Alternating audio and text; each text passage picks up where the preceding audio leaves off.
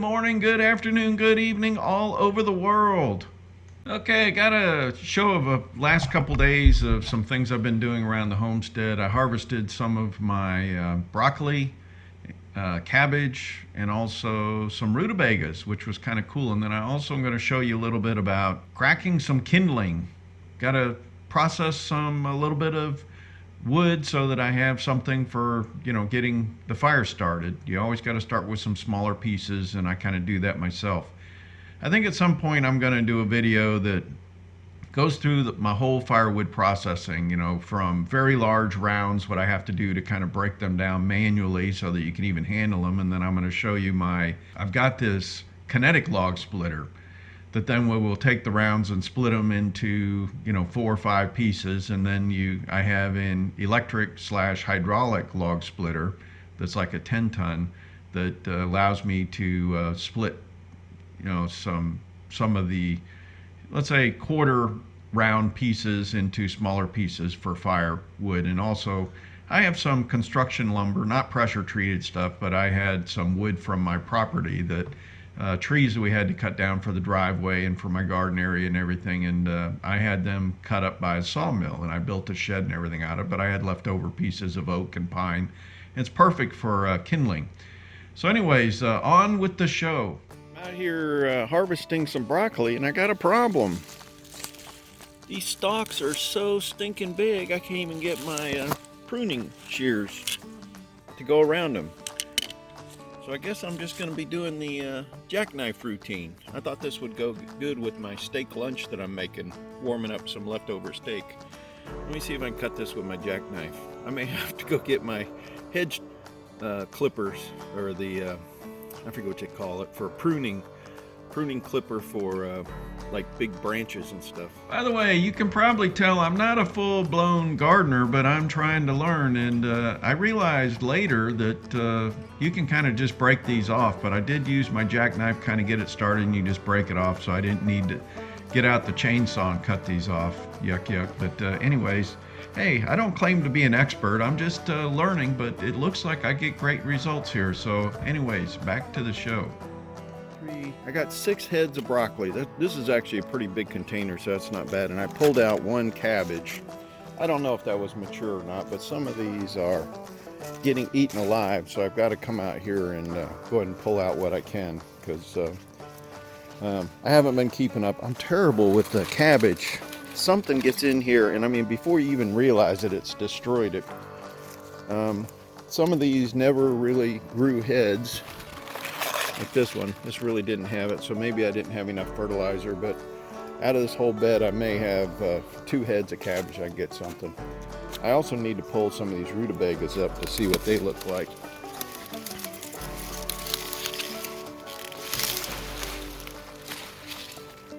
So there's a pretty good rutabaga right there.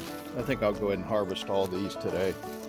It's time to clean out some of these beds because we're getting really severe winter stuff. All of my lettuce had bolted because we had several warm days, and so those kind of finished up, so I need to get them out of here. And you can see my broccoli got hurt really bad in the 20 degrees, but the actual part of the vegetable that we eat has done well. I've got a lot of collards that I can harvest here too. That's a really nice collard leaf, so I may do some of that today too. But these broccoli got hurt, so I need to pull them out and get them done. Anyways, spinach is actually looking really good, so I may actually start harvesting some of the spinach. All right, I pulled my rutabagas out of the ground. I got a couple more over here. I was going to show you how you finish them, but I rinse them off and then I just cut the end off. So we're going to cut this off over here, and then we kind of trim the roots around the end here. But that is some really nice rutabagas. For first time I've ever grown rutabagas. I've eaten them all my life in like stews and stuff, so this ought to be really tasty. All right, this was my trial experiment for growing some rutabagas, and I'd say it was a pretty good success. I'll probably do a whole bed of them next year. To me, rutabagas are very similar to potatoes. To me, at least, we use them in stews. Got a little bit different flavor. I think what you're supposed to do is just seal these with a little bit of food grade wax after you cut all that off, and then they'll store a lot better. But more than likely, we're going to go ahead and just cube these up and cook them, and I'll just can them. That way they'll be done. So we harvested a whole bunch of collards here and went ahead and decided to pick the rest of the broccoli. So this was a trial this year. I'll probably plant 2 to 3 times this amount next year, but the collards have been prolific. This will be our second big batch that we're going to be processing tonight. Collards are fantastic. I'm going to go ahead and can this up tonight, but there's a little bit of work in preparing this, and I think I already did a video under the food section that gluten-free that tells you how to do this.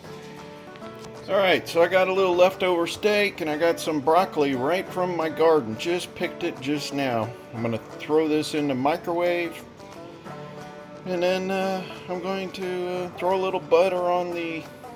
Actually, we use, can't believe it's not butter. I'll put a little of that on my broccoli and a little salt and pepper, and good to go for a nice healthy lunch. That's one whole head of broccoli just for me. So I've got a mini wood splitter that I use for busting up some larger pieces into kindling, and I had a bunch of oak slabs that I had sawmilled when I cleaned out some of my yard for a driveway and garden and back area.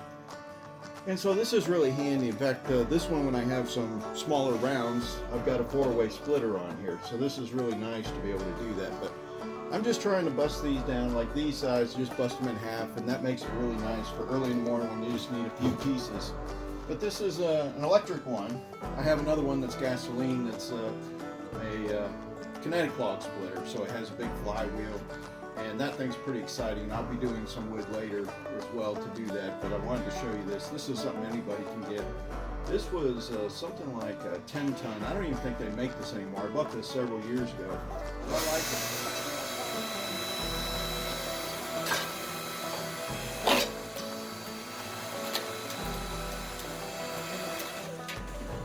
Anyways, it's kind of that simple. Sometimes these things are a little stringy, and you have to kind of tear them apart. There's a thick oak piece. I'm going to take this off because I'm not really using it here. And here's another piece.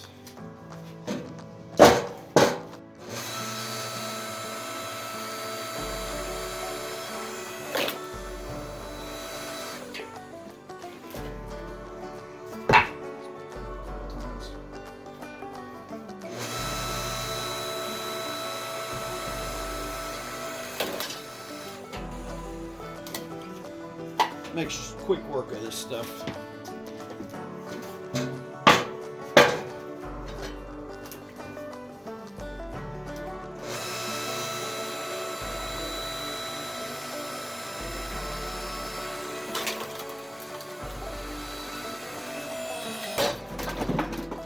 That can happen sometimes. It's a powerful split. That's why I have a piece of plywood up against the window there, so I don't break a window out doing this on my door.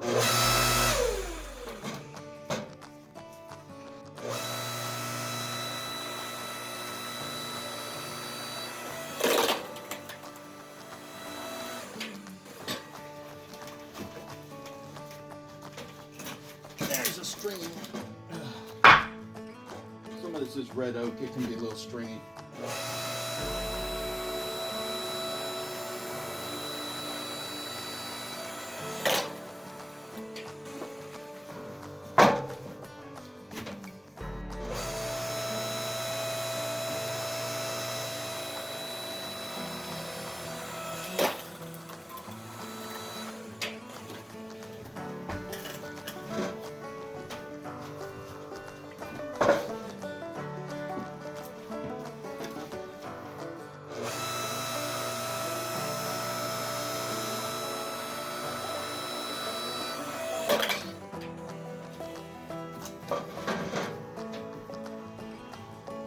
So anyways, what I do is I keep some totes on the back porch. I have some bigger chunky ones, and then this stuff is like some pine, you know, some projects that I've worked on. This is oak, and then over here these are some stair treads that I had leftover pieces, because they come in like 4 feet, and sometimes you only need a little bit over 3 feet, so you got to buy a 4-foot section.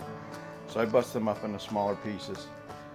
And then These are some other pieces of wood that are either kind of rotten out a little bit, and I know they'll start real easy, so I have a small rack of that. And then this is my normal firewood rack. Now this is pecan.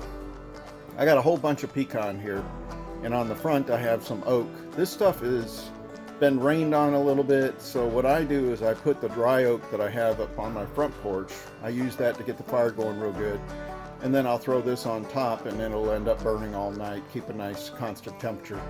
So that's one way to do it, folks. Anyways, I got some more splitting to do over here, but not much. I just want to fill up my buckets again, like what I have here. So I like to have multiple levels of redundancies. I've got my big log splitter out there that is for taking very big rounds and breaking them down. I have wedges and sledgehammers that I can bust things up manually as well, especially big rounds. Sometimes you got to break them into smaller pieces so they're manageable. And then I have this thing. This is called a kindling cracker. And you can take, let me grab one right here just to show. Take something like that, stick it in there, and then you bang it with a mini sledge, and then you can break that into smaller pieces. So that works as well when you don't have, say we lose power, what are you going to do? You got to be able to do things. Doing everything with an axe this is something a kid can do, so that's why I got this set up. And it's just simple stuff, but you know, while we got power, while I got, you know, hydraulic equipment, or like I said, the kinetic type equipment, I'm going to take advantage of it. But try to figure out how to get all the way down to the 1800s if you can. Let me show you. Okay, that's it for today's show. I hope you're doing well. I hope everybody's treating you well.